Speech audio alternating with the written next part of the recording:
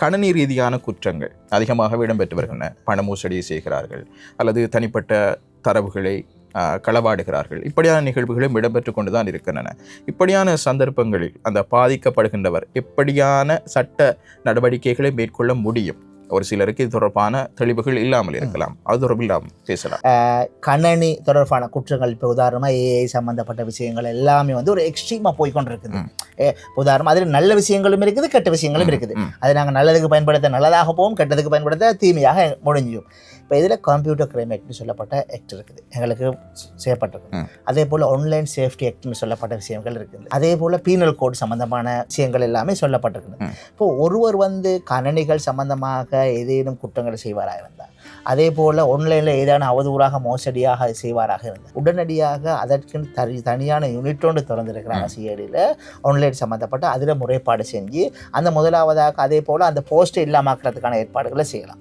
அது இப்போ போராளுக்கு எதிராக அவதூற பரப்பு இருந்தால் அதை செய்யலாம். அதே போல் நீதிமன்றத்திலையும் ஆன்லைன் சேஃப்டி ஆக்ட் கீழே அதை என்ன செய்யலாம்னு கேட்டால் தற்காலிகமாக உடனடியாக நாங்கள் பெட்டிஷன் அஃபிடேவிட் ஃபைல் பண்ணணும். நீதிமன்றத்தை குறிப்பிட்ட எந்த இடத்துல நடைபெற்றதோ அந்த நீதிமன்றத்தில் நாங்கள் வழக்கு தாக்கல் செஞ்சு ஆன்லைன் ஆக்ட் கீழே வழக்கு தாக்கலை செஞ்சு அவங்களுக்கு எதிராக ஒரு தடை கட்டளை எடுக்கிறதுக்கான இது இருக்குது.